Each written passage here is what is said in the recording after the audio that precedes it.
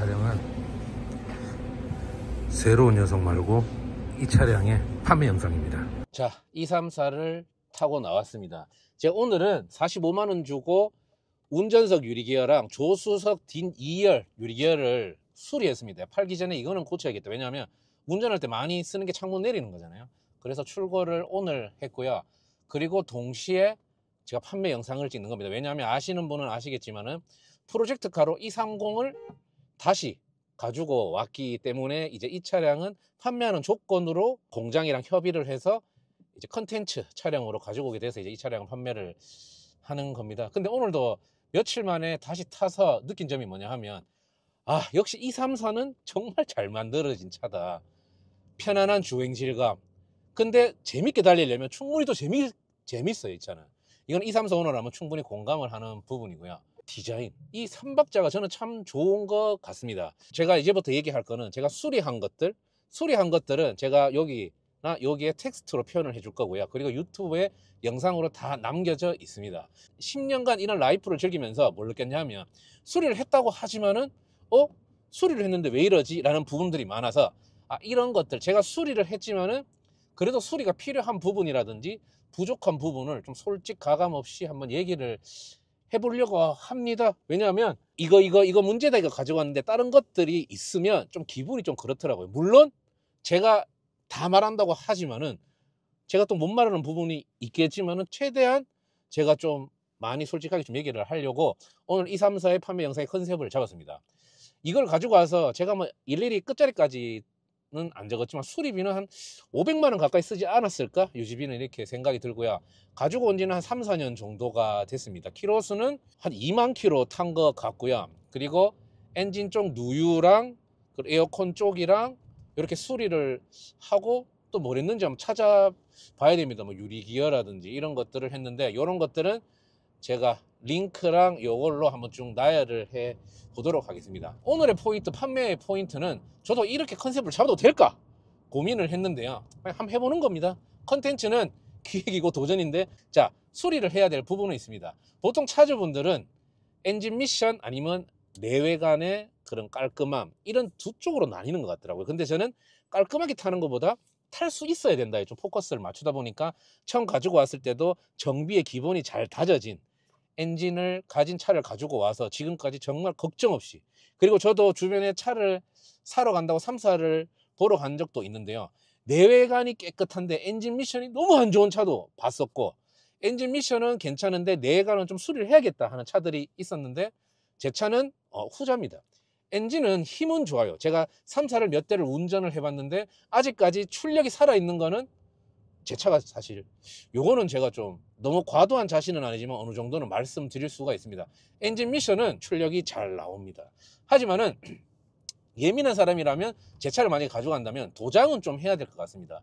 최근에 결국에 본넷에 클리어가 터졌습니다. 그래서 본넷도 한번 해야 될 것 같고, 그리고 낮은 곳을 지나다 보니까 제 차가 좀 낮아요. 다운이 되어 있어 가지고 앞밤바도 도색을 해야 되고, 뭐 뒷밤바도 타면서 콕콕 박아서 도색도 해야 되고, 이 차는 가져가 갖고 좀 신경 써야 되는 부분은 외관이라고 생각을 하고요. 그리고 솔직하게 말씀드리면 제가 에어컨 콘덴서랑 이런 것들은 괜찮은 브랜드로 교환을 했습니다. 그리고 나서 유튜브에 올려놨는데 제가 그 작업을 했었어요. 콤프 오버홀을 했었는데 2년 타니까 시원한 바람이 안 나오더라고요. 에어컨이 춥거든요, 이 차는. 근데 안 나와서 보니까 새놓은 곳이 있다고 해서 그걸 찾아보니까 콤프에서 된다고 하더라고요. 그래서 이 부품을 알아보니까 정품은 아닙니다. 정품 아니어도, 저는 정품 아니어도 다 이제 오랫동안 썼던 것 같아서 물어보니까 한 20만 원 내외, 뭐 공인비까지 하면 30만 원 중반 전후하면 고치겠더라고요. 그러면 에어컨을 쓸 수가 있겠더라고요. 그래서 에어컨도 한번 작업을 해야 될 것 같고요. 시트도 제가 고쳤다고 한번 이야기를 했었는데, 시트가 피복이 벗겨져 가지고 좀 작동이 안 됐었는데, 제가 퓨즈랑 바꾸고 이렇게 해서 시트는 움직입니다. 앞뒤로 움직여요. 앞뒤로 움직이고 등도 앞뒤로 움직이는데, 이 다리 쪽에 높이 조절하는 게 있거든요. 허벅지 쪽에. 요거는 살짝 올라간 상태에서 고정이 되어 있습니다. 저는 뭐 다리가 두껍지만은 운전하는데 크게 지장은 없어서 조수석은 괜찮습니다. 근데 시트가 조수석은 좀 더 많이고 운전석은 살짝 틀려져 있습니다. 이거 틀리는 거 잡는 거는 견적을 알아보니까 15만 원 정도 나온다 하고요. 그리고 운전석 쪽에 한 요만한 돌빵 있습니다. 요거는 돌빵 수입차는 한 8만 원 하나요? 뭐 요 정도 하면 수리를 할 수 있다고 하는데, 이 견적은 뭐 지역마다 또 센터마다 다르니까 요거는 한번 참고해 주시고요. 요렇게 수리를 해야 합니다. 그리고 누유는 제가 누유를 잡았지만은 장담을 안 합니다. 230도 누유 없다 했거든요. 근데 딱 띄워보니까 한 방울 한 방울이 맺혀져 있거나 이렇게 돼서 당장은 누유를 수리할 필요는 없지만 언젠가는 해야겠구나 라고 생각이 들더라고요. 이 말은 이 바디는 누유를 벗어날 수가 없는 것 같아요. 누유 작업을 해도 벗어날 수가 없는. 예전에 230 탈 때도 미션 오버하울을 했는데 몇 달 지나서 하체를 띄워보니까 오일이 맺혀서 그때 알았습니다. 인터넷 검색하고 이 바디는 누유랑 뗄래야 뗄 수가 없구나. 줄줄 흐르는 게 아니라면, 이 234는 엔진 쪽에 누유 작업을 한번 했었거든요. 100 얼마 주고 했나 했었는데, 이거는 한 이유가 줄줄줄줄 새서 진짜 엔진 오일이 급수적으로 빠져서 작업을 해서 그 후로는 제가 5,000km에 한 번씩 가는데 엔진 오일 뭐 로우 이런 거는 안 떴던 것 같아요. 근데 이것도 차주가 바뀌었는데 뜰 수도 있어. 왜? 30년 된 차는 차주가 손바뀜이 일어나면 좀 그런 게 좀 있더라고요. 그리고 이 후진 기어를 딱 넣을 때 탕 하는데 이것도 알아보니까 마운트를 바꾸면 된다고 하더라고요. 저도 처음에는 미션 문제인 줄 알았는데 저 2년을 2만 킬로 타면서 그런 것들은 또 없었었고요. 엔진은 진짜 괜찮습니다. 엔진은 출력이 그만큼 받아줘요. 그래서 무슨 생각했냐면 30년 내가 이 정도로 나간다고? BM은 그렇게 나가더라고요. 제가 한 차가 기억납니다. 내외관이 진짜 깨끗해요. 제 차에 비교할 수 너무 깨끗해. 너무 깨끗해서 이 차 진짜 좋다. 제가 차 구매하는 걸 따라갔거든요. 근데 제가 이 차를 타봤으니까 제가 운전을 했어요. 시운전을. 살려고 하는 사람 말고. 걔가 딱 타갖고 엑셀을 밟았는데 안 나가, 차가. 그래서 물어봤더니 차가 왜 이리 안 나가요? 라고 했더니 제가 234를 타는 줄 모르고 어떤 사람인지 몰라서 그렇게 얘기를 한 걸 수도 있어요. 옛날 차는 원래 이래요. 아니에요. 정말 잘 나가거든요. 저는 이 차로 거의 뭐 200km까지도 그냥 밟아봤습니다. 굉장히 안정감 있어요. 그래서 엔진은 저는 뭐 나쁘지 않다라고 말씀드리고 싶고요. 엔진 쪽도 수리하려고 하면 돈 많이 드는 거 아시죠? 뭐 내려야 되고 뭐 해야 되고 해야 되고. 그래서 이 차는 내외관을 좀 작업해야 되는 차다. 그리고 제가 순정 스프링 요새 구하기가 어렵더라고. 234. 제가 234 순정 스프링도 그냥 드릴게요. 다운 쇼바가 되어 있는데 스프링이 되어 있는데 아마 쇼바는 한번 마운트랑 같이 교체를 하셔야 될 것 같고요. 타이어도 한번 교체를 해야 될 것 같습니다. 네. 그래서 제가 지금 교체해야 될 것들은 콤프 오버홀 해봤자 그 고무랑 이런 거 바꿔야 돼서 어차피 샌다 하더라고요. 그래서 콤프 바꿔야 되고 타이어 바꿔야 되고 쇼바 바꿔야 되고, 스프링은 바꿀 때 뭐 다운을 계속 이어가면 뭐 그대로 지금 거 쓰면 되고 아니면 순정으로 바꿔도 되고 제가 그걸 드릴 거니까. 그리고 뭐 유리 돌빵 난 거 이거 복원 작업해야 되고 이 정도입니다. 그리고 하체 링크류 뭐 한두 개가 교환해야 된다 이런 얘기를 했었거든요. 교체하셔야 되고, 그리고 뭐 벨트류랑 이런 것들은 제가 한 번도 작업한 적이 없는데 전 차주분이 얘기를 들었을 때 기본기가 워낙 충실해서, 근데 그때 타면 확실히 충실하더라고요. 근데 불안하면 제 생각에는 좀 차를 가지고 가면, 저도 보통 차를 딱 가지고 오잖아요.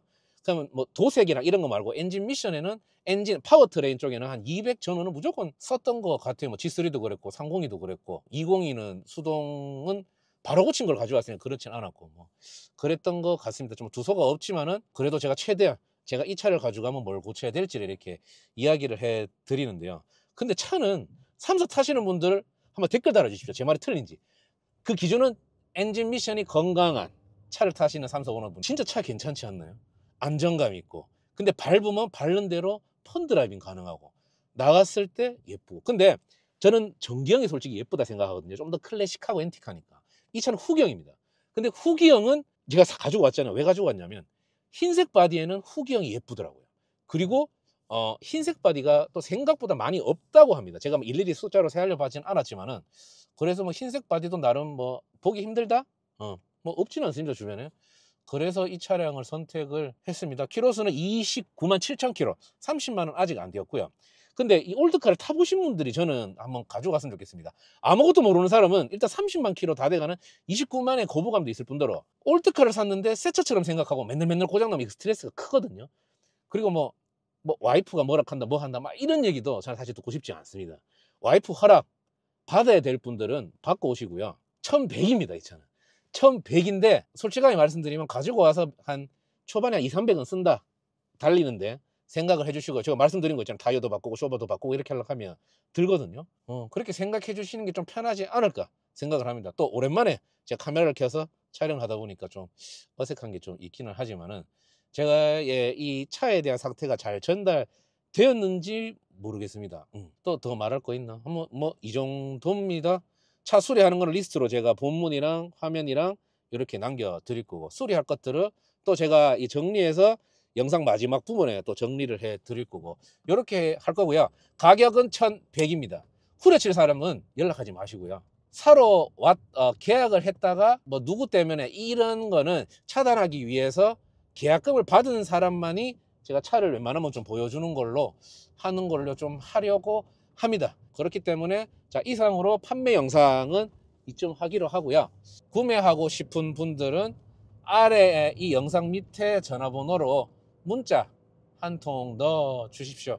이거는 유튜브랑 인스타그램 브랜드 클래식 스토어 계정이랑 브랜드 클래식 계정에 같이 이렇게 올라갈 예정입니다. 차 근데 진짜 좋습니다.